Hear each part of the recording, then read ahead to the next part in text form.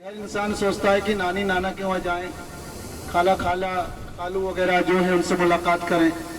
मक्के वालों ने आपको सलंग 2 या 2.5 साल 3 साल तक बहुत सताया, उससे भी ज़्यादा उम्र आपकी गुजरी। जब नबूवत का ऐलान हुआ, गारे हिरा से आप इक़रा बिस्मि रब्बिकल लज़ी की आयत लेकर उतरे, तो अल्लाह के नबी सल्लल्लाहु अलैहि वसल्लम जब मक्के मुकर्रमा में दाखिल हुए तो आप घबराए हुए थे और परेशान हाल थे। अम्मा खदीजा घर में तशरीफ फरमा थी, तो आपको घबराता हुआ देखकर अम्मा खदीजा ने पूछा कि मेरे महबूब क्या बात है। कहा, खदीजा मेरे साथ आज ऐसा मामला हुआ है कि मैं लगता है हलाक हो जाऊंगा।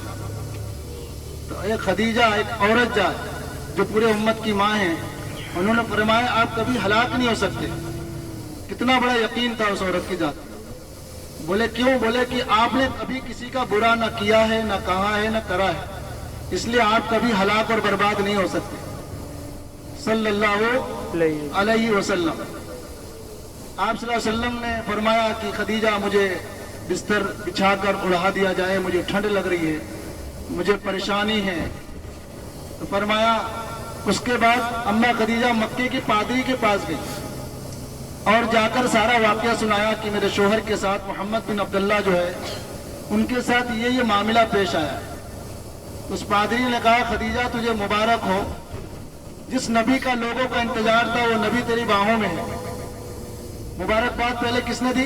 पादरी ने दी आप सल्लल्लाहु अलैहि वसल्लम की नबूवत का। और सबसे पहले अल्लाह ने दुनिया में किसी ने मोहम्मद पर कलमा पढ़ा है तो वो खदीजा है। यानी इस्लाम में सबसे पहला कलमा पढ़ने वाली औरत है।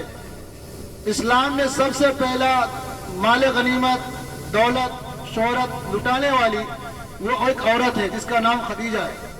इस्लाम में सबसे पहली शहादत पाने वाली औरत है जिसका नाम सुमैया है। इस्लाम में सबसे पहले नबूवत का इजहार करने वाली वो औरत है।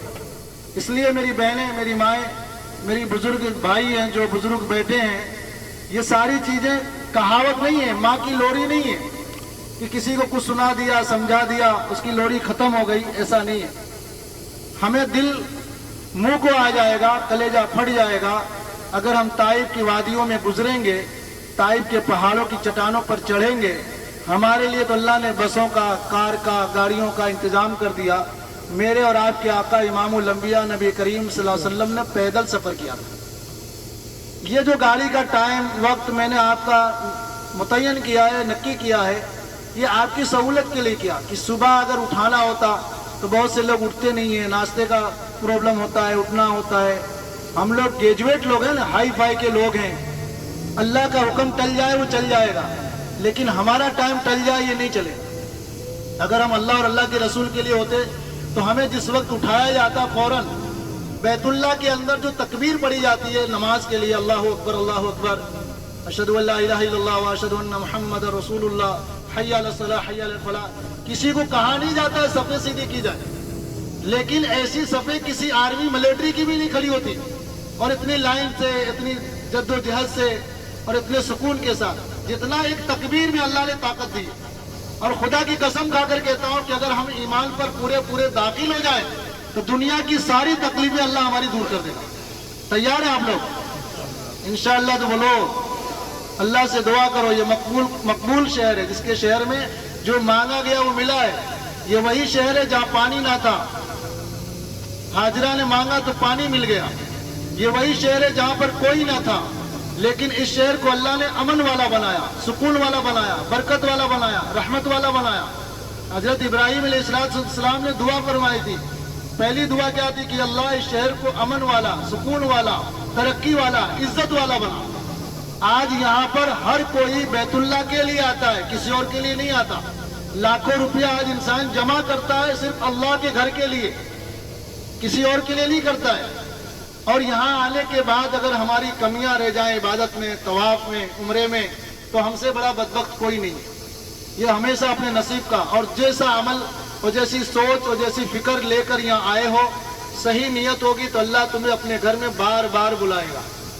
ये उसका घर है जहाँ पर आने के लिए लोग तरसते हैं, लेकिन आता वही है जिसको अल्लाह रब्बुल इज्जत की जात बुलाती है। इब्राहीम अलैहिस्सलाम ने जब कहा, दावत दी تو عالم ارواح میں جتنے شخصوں نے بھی لبیک کہا ہے، لبیک اللہم لبیک لبیک لا شریک لک لبیک ان الحمد والنعمت لک والملک لا شریک لک، یہ تسبیح جس نے تکبیر وہاں پڑھی ہے اللہ اسے اپنے موت سے پہلے اسے اپنے گھر کا دیدار کرائے گا۔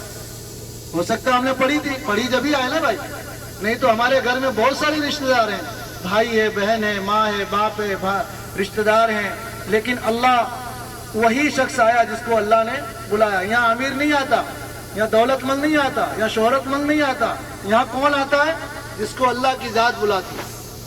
اس لیے میرے پیارو، طائف کا وہ واقعہ جب میرے اور آپ کے آقا امام الانبیاء نبی کریم صلی اللہ علیہ وسلم نے، آپ طائف پہنچیں گے تو میں آپ کو بتاؤں گا، عبداللہ بن عباس کی مسجد ہے، وہاں پر بس لگے گی، وہاں پر 2 رکعت نماز ادا کرنی ہے، 2 رکعت تحیۃ المسجد اور 2 رکعت تحیۃ الوضو پڑھ کر وہاں پر دعا کرنی ہے۔ اسی مسجد کے پاس سے میرے اور آپ کے آقا کو وہاں کے بچوں نے پریشان کرنا، ستانا، پتھر مارنا شروع کیا تھا، اور مسجد حداد جس باغیچے میں میرے اور آپ کے آقا پہنچے زخمی حالت میں تھے، خون سے ہاتھ پاؤں سے سر سے خون آلود تھے، آپ اس ٹائم پر نالین مبارک پہنے ہوئے تھے، آپ کی جوتی مبارک کے اندر خون جم گیا، جب آپ کے غلام نے اسے نکالنے کی کوشش کی تو آپ کو تکلیف ہو رہی تھی، تو پہلے میرے اور آپ کے آقا نے یہ فرمایا کہ اللہ میں نے کس کا کیا بگاڑا ہے، یہ لفظ شکوہ تھا۔ اس کے بعد پھر اللہ کے نبی نے فرمایا کہ اللہ کسی نے کچھ نہیں بگاڑا ہے، اپنی ذات پر جو پاک اور صاف ہے، جس سے گناہ کوئی سرزد ہوا ہی نہیں ہے، وہ نبی اپنے وقت پر کہہ رہے ہیں کہ اللہ ہو سکتا ہے میری اعمال کے اندر کوئی چیز کی کمی ہو۔ کیسا وہ محبوب وقت ہوگا، پریشانی کا وقت ہوگا، امتحان کا وقت ہوگا۔ اللہ کے نبی صلی اللہ علیہ وسلم نے پھر دعا فرمائی، اس جگہ پر انشاءاللہ اپنے دعا کرنی ہے۔ ہم پہاڑی کی چٹانوں پہ چڑھتے جائیں گے تو ہمارے زبان پر کیا ہونا چاہیے؟ اللہ اکبر۔ کیا ہونا چاہیے؟ اللہ اکبر۔ ہم 2-3 بار اللہ اکبر پڑھیں، پھر اپنی زبان پر کیا ہونا چاہیے؟ صلی اللہ علیہ وسلم، صلی اللہ علیہ وسلم۔ خدا کی قسم کھا کر کہتا ہوں، جس کے چہرے کی قسم رب نے کھائی ہو، جس شہر کی رب نے قسم کھائی ہو، اس محبوب پر ہمیں جانوں لاکھوں قربانیاں دینے کے لیے ہم تیار ہیں۔ جس محمد رسول اللہ صلی اللہ علیہ وسلم نے اپنی زندگی کو آزمائشوں میں، امتحانوں میں گزارا، اللہ نے دینے کی کوشش بھی کی، لیکن آپ صلی اللہ علیہ وسلم نے فرمایا کہ مجھے نہیں چاہیے، میری امت کو عطا فرما دے۔ تو یہ ہمارا تمہارا کمال نہیں ہے، یہ کمال کس کا ہے؟ محمد الرسول اللہ صلی اللہ علیہ وسلم کا کمال ہے۔ طائف ہم پکنک پہ نہیں جا رہے ہیں، طائف ایک ایسا شہر ہے جس طریقے سے ہندوستان کی ایک مثال لو کشمیر، اس طریقے کا ٹھنڈ موسم میں وہاں برف بھی گرتے ہیں، وہاں کے پھل بھی اچھے ہوتے ہیں، آپ کو اللہ نے جو کچھ بھی نوازا ہو، 5 ریال 10 ریال کا اس جگہ اس تاجر سے پھل خریدیں، اپنے حاجیوں کو کھلاویں، اپنے پڑوسیوں کو کھلاویں، اپنے ساتھ جو خدمت میں ہیں یا نہیں ہیں، ایک دوسرے کو ایک دانہ بھی کھلانا ثواب ہے۔ ایسا نہیں کہ 10-12 کلو لے سب کو بانٹیں۔ اللہ کے نبی نے کیا فرمایا کہ ایک کھجور کا صدقہ، صدقے 3-4 قسم کے ہوتے ہیں، وہ صدقہ نہیں جو بلا کے لیے ڈالی جائے، ایک وہ بھی صدقہ باللہ ہوتا ہے کہ جو خرید کر کسی کی خدمت میں دیا جائے۔ بھوکے کو کھلانا، خالی غریب کو نہیں کھلا سکتے، کبھی کبھی وقت ایسا آتا ہے کہ پیسہ ہوتا ہے لیکن کھانا نہیں کھا سکتا آدمی، کوئی چیزیں نہیں ملتی ہے۔ اس لیے میرے اور آپ کے آقا کی دعاؤں کی برکت ہے، جب آپ زخمی ہوئے، تکلیف کا سامنا کرنا پڑا، کیسا ظلم کیا ہوگا طائف والوں نے کہ آپ کو کہنے والے نے کہا کہ دشمن کو بھی آپ پہ رحم آ گیا۔ کس کو رحم آیا؟ دشمن کو بھی آپ پہ رحم آ گیا۔ اور حداد جو اس بغیچے کا کیا کہتے غلام تھے، انہوں نے ایمان لے آئے، ان کو حضرت حداد رضی اللہ تعالیٰ عنہ کہا جاتا ہے، ان کے نام پر وہاں مسجد ہے، اگر وقت مل گیا تو ٹھیک ہے، نہیں تو ہم آگے جا کر نماز ادا کر سکتے ہیں۔ وہاں پر میرے آقا نے نماز نہیں پڑھی بلکہ بیٹھ کر دعا کی کہ اللہ طائف والوں کی تو مدد فرما، طائف والوں کو پھل فروٹ سے رزق عطا فرما۔